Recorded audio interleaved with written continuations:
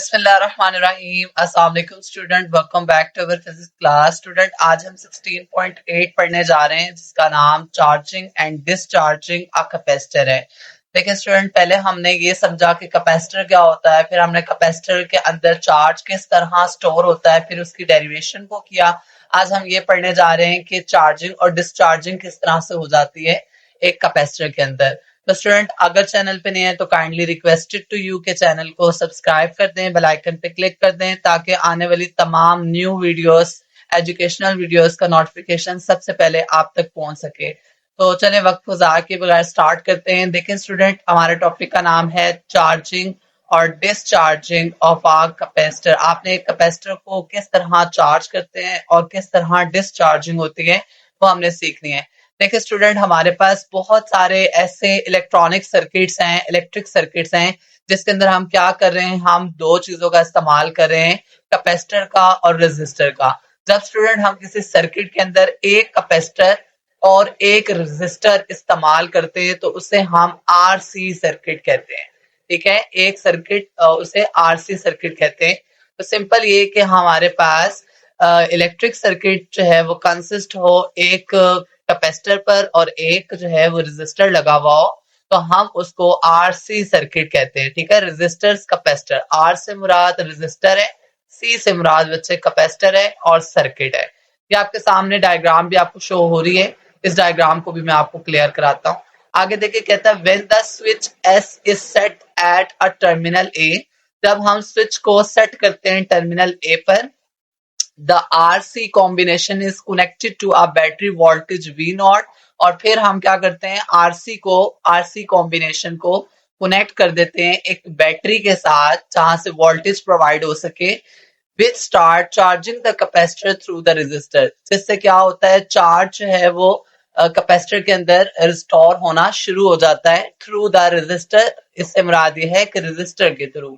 ठीक है, तो स्टूडेंट ये आपके पास डायग्राम है, ये आपके पास एक रेजिस्टर लगा हुआ है, ये आपके पास कैपेसिटर है, यहाँ से नेगेटिव चार्ज स्टोर होते हैं इस प्लेट पर और इसके साथ वाली प्लेट पर पॉजिटिव चार्ज है वो क्या हो जाते हैं, स्टोर होना शुरू हो जाते हैं। ये आपका टर्मिनल ए है। जब हम इस टर्मिनल को सेट करते हैं बैटरी के वोल्टेज के साथ, तो जब हम यहाँ से वोल्टेज प्रोवाइड करते हैं तो करंट पास होना शुरू हो जाता है। ठीक है, इस तरह से हम जो है वो चार्ज को आरसी सर्किट के थ्रू क्या कर रहे हैं, चार्जिंग करते हैं कैपेसिटर की। ठीक हो गया, होपफुली आपको ये डायग्राम क्लियर होगी और साथ ये वर्डिंग भी क्लियर होगी। अच्छा स्टूडेंट, मैंने आपको बताया था कि मैं साथ साथ आपको क्वेश्चंस भी बताऊंगा कि आपका क्या क्वेश्चन यहाँ आ सकता है। तो स्टूडेंट, यहाँ पर आपके पास क्वेश्चन आ सकता है डिफाइन आरसी सर्किट। कौन सा क्वेश्चन आ सकता है, डिफाइन आरसी सर्किट। तो आपने उसका जो आंसर लगाना है वो यहाँ से लगाना है, मैनी इलेक्ट्रिक सर्किट से लेकर यहाँ तक। ठीक हो गया, आरसी सर्किट तक। ये मैंने रेड जो है वो कलर से लगाया ताकि आपको जो है वो फर्क पता चल सके। तो नेक्स्ट दूसरा क्वेश्चन आ सकता है, व्हाट इज चार्जिंग या व्हाट इज चार्जिंग कैपेसिटर। ठीक है, या right a note of charging capacitor. Question में बोल रहा हूँ, राइट में कर नहीं सकता क्योंकि इस पे लिखना बहुत मुश्किल होता है। तो आपको आवाज तो आ रही होगी, आप जो है क्वेश्चन को सुन लें, लिख लें बुक पर, और बुक पर जो है वो लिख लिया करें। अच्छा यही होता है कि बुक से पढ़ा करें, और उसके बाद जहां पर कोई जरूरत होगी नोट्स की, जहां पर जो है वो कंप्लीट नहीं होंगे, ठीक है, डेरिवेशंस, तो वो मैं आपको खुद प्रोवाइड कर दूंगा। देन बाकी सारा मटेरियल आप बुक से ही पढ़ें तो बेहतर है। अच्छा स्टूडेंट, यहाँ पर आपने क्वेश्चन लिखना है, व्हाट इज चार्जिंग कैपेसिटर। तो उसका आंसर स्टूडेंट आपने जो है वो ये मैनी से ही लगाना है। ठीक है, मैनी से लगाना है और थ्रू रेजिस्टर तक लगा लेना है। ठीक हो गया, ये उसका आंसर हो जाएगा। सर्किट डायग्राम मस्ट बनाया करें क्योंकि फिजिक्स के अंदर डायग्राम्स बहुत मैटर करती है। नीचे चलें तो आगे स्टूडेंट पढ़ते हैं, कहता है the capacitor is not charge immediately. Capacitor जो है वो एकदम से चार्ज नहीं हो जाता। ठीक है, rather charges build up gradually to equilibrium value of Q not C V not. कहता है कि चार्ज एकदम से कभी भी जो है वो कैपेसिटर जो है वो एकदम से कभी भी जो है वो क्या नहीं होता, चार्ज नहीं होता। ठीक है, चार्ज जो है वो बिल्ड होता है आहिस्ता आहिस्ता, ग्रेजुअली कहते हैं, आहिस्ता आहिस्ता क्या होता है, बिल्ड होता है, और एकदम नहीं होता। और फिर जो है ना वो इक्विलिब्रियम पोजीशन पे जब पहुंच जाता है तो हम फार्मूला यूज करते हैं, Q not is equal to C V not. कहता है the growth of charge with time for different resistance is shown in figure।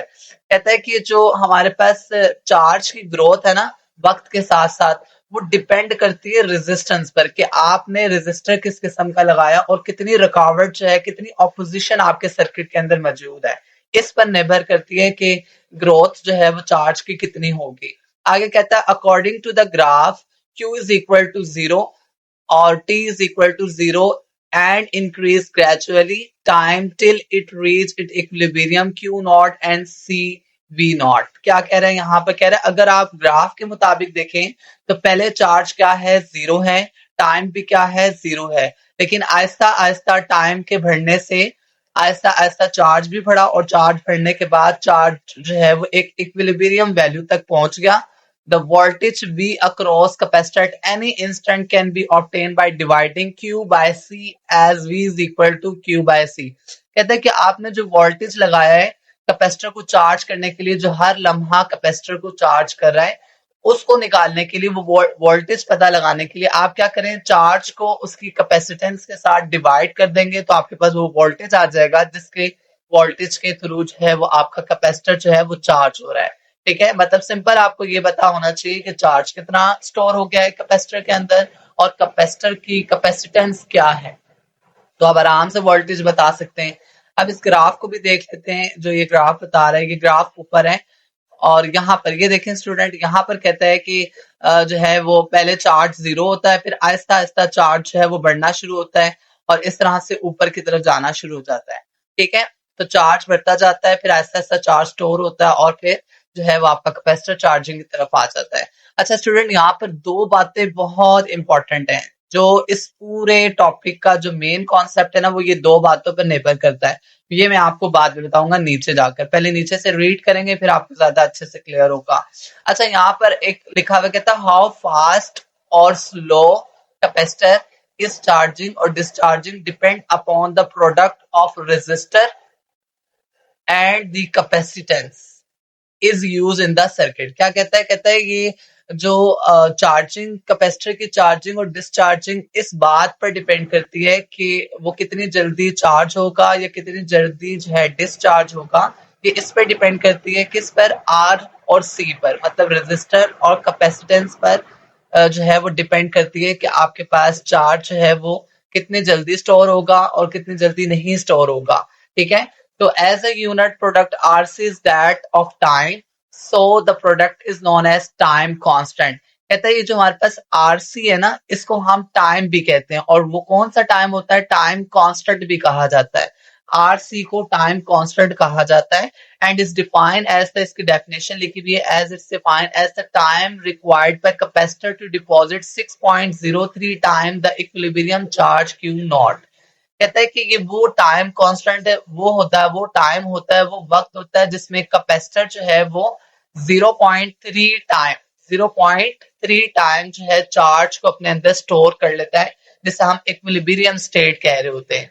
ठीक है, तो ये हमारे पास टाइम कांस्टेंट क्या है, सिंपल आपने याद रखना है। ये वो टाइम कांस्टेंट क्या होता है, हर एक टाइम कांस्टेंट के बाद 0.63 टाइम जो है वो इक्विलिब्रियम क्यू नॉट चार्ज जो है वो एक कैपेसिटर के अंदर स्टोर हो जाता है।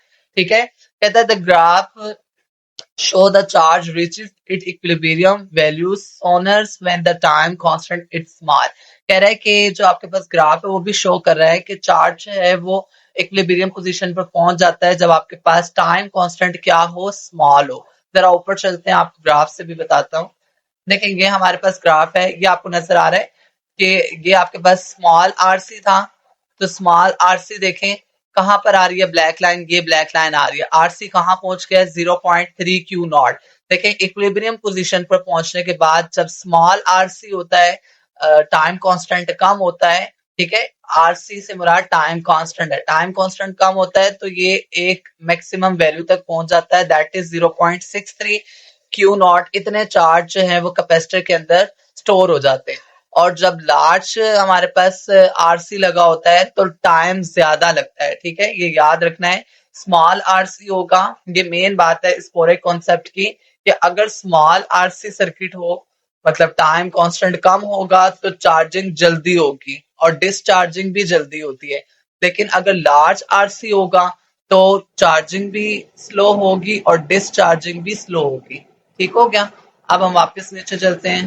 होपफुली अब आपको यहाँ तक तो क्लियर हो गया होगा। स्टूडेंट यहाँ पर आप क्वेश्चन भी साथ साथ लिखें। यहाँ पर आपने क्वेश्चन लिखना है आर, यहाँ पर लिख लें डिफाइन आर सी, या आप लिख लें डिफाइन टाइम कांस्टेंट। ठीक है, तो आपने उसकी डेफिनेशन का आंसर यहाँ से लगाना है डिफाइन एज द से as the time required the capacitor to deposit 0.63 times the equilibrium charge Q naught। यहाँ तक ये इसकी डेफिनेशन है किसकी, टाइम कांस्टेंट की। ठीक है, आपने ये लिख लेनी है और साथ ये सर्किट भी बना लेना। नेक्स्ट चीज चले तो स्टूडेंट अब डिस्चार्जिंग कह रहे हैं, डिस्चार्जिंग कैसे होती है। आपने डिस्चार्जिंग यहाँ पे क्वेश्चन लिखना है what is the discharging of a capacitor. What is discharging of capacitor लिख लें, ऑफ अ कैपेसिटर। यहाँ से यहाँ तक इसका आंसर है वो मैं आपको पढ़ा देता हूँ। कहते हैं the discharging of a capacitor through a resistor. हमेशा याद रखें डिस्चार्जिंग भी होती है उसी कैपेसिटर से जिस कैपेसिटर को हम स्टोर कर रहे होते हैं, उसके अंदर चार्जर्स को उसी चार्जर से हम डिस्चार्जिंग भी करते हैं। डिस्चार्जिंग होती कैसे, रेजिस्टर के थ्रू होती है। ठीक है, होता क्या है, कहता है the switch S is set at the point B so the charge plus Q on the left plate can flow anti clockwise through the resistance. फिर क्या होता है, जब हम एक चार्ज को जो है वो जब हम किसी स्विच को पॉइंट बी पर कनेक्ट करते हैं, जब हम पॉइंट बी पर, ये जैसे ये आपके पास पॉइंट बी है, यहाँ पर आपने जो है चार्ज जब आपने कनेक्ट किया, ठीक है, तो ये जो पॉजिटिव चार्ज है, ये पॉजिटिव चार्ज जो है वो क्या करेगा, पॉजिटिव चार्ज जो है वो एंटी क्लॉकवाइज, ये होता है ना क्लॉकवाइज, ये क्लॉकवाइज होता है, तो एंटी क्लॉकवाइज चार्ज है वो क्या करना शुरू करेगा, फ्लो करना शुरू करेगा रेजिस्टेंस से। ठीक है, रेजिस्टर के थ्रू, और neutralize the charge negative on the right plate. Right plate के जो नेगेटिव चार्ज है वहां पर जाकर न्यूट्रलाइज हो जाएगा, रुक जाएगा, उसमें जाकर जो है स्टोर हो जाएगा। मतलब ये कि डिस्चार्जिंग के वक्त क्या होता है कि रेजिस्टर्स के थ्रू एंटी क्लॉकवाइज चार्ज जो है वो मूव करना शुरू कर देते हैं, तो हमारे पास चार्ज जो है वो डिस्चार्ज हो जाता है। ठीक है, कैपेसिटर सॉरी डिस्चार्ज हो जाता है। नेक्स्ट अगर आप देखें वो ग्राफ भी बता रहा है, कह रहा है ग्राफ इन फिगर 16.13, ये रहा 16.13 ग्राफ। इसके अंदर क्या कहता है show that the discharging began at 0 time is q is equal to cv naught and the decreasing gradually to 0। कहता देखिए आपके पास ये पहले c is equal to qv है, इस वक्त टाइम क्या है, c v नॉट है, तो इस वक्त टाइम क्या है, 0 है, और आहिस्ता आहिस्ता देखें नीचे आता जा रहा है, आहिस्ता आहिस्ता नीचे आकर बिल्कुल खत्म हो जाता है। ठीक है, ये डिस्चार्जिंग का ग्राफ बना हुआ है, आप ये ग्राफ भी देख लीजिएगा बहुत अच्छे से। पहले टाइम 0 था, टाइम 0 होने के बाद फिर आहिस्ता आहिस्ता टाइम बढ़ता गया और चार्जिंग डिस्चार्ज होता गया, डिस्चार्ज होता गया, और वक्त ऐसा वक्त आ गया कि पूरा जो है वो कैपेसिटर डिस्चार्ज हो गया। यहाँ पर भी देखें आपने दो ही बातें लिखी हुई है, ये दो बातें बहुत मेन है। इसका पूरा कॉन्सेप्ट बस यही है कि आपके पास आरसी सर्किट क्या होता है, ठीक है, और दूसरे लफ्ज में टाइम कांस्टेंट क्या है, उसके अलावा आपको चार्जिंग किस तरह होती है और डिस्चार्जिंग किस तरह होती है, और सबसे मेन बात लार्ज आरसी जो है वो आहिस्ता आहिस्ता जो है वो कैपेसिटर को जो है डिस्चार्ज भी करता है और चार्ज भी करता है। लेकिन अगर सर्किट के अंदर स्मॉल आरसी लगा हो तो जो आपके पास वो है कैपेसिटर है वो जल्दी फास्ट जो है वो चार्ज भी हो जाता है और फास्ट डिस्चार्ज भी हो जाता है। ठीक है, तो होपफुली अब आपको क्लियर हो गया होगा, यहाँ तक आपका जो है ना वो टॉपिक था। अगर फिर भी किसी किस्म का कोई भी मसला हुआ टॉपिक के अंदर तो आप मुझसे कमेंट बॉक्स में पूछ लें, मैंने आपको फुल रीड करवाया, एक एक चीज बताई है, साथ साथ गाइड किया है, तो आप ये अच्छे से कर लीजिएगा। तो आपसे चाहते हुए भी एक काइंडली छोटी सी रिक्वेस्ट यही होती है कि चैनल को सब्सक्राइब कर दें, बेल आइकन पे क्लिक कर दें, ताकि आने वाली तमाम एजुकेशनल वीडियोस का नोटिफिकेशन आपको मिल सके और इससे हम लोगों की भी जो है वो हौसला अफजाई होती है। Thanks for watching my videos. Allah Hafiz.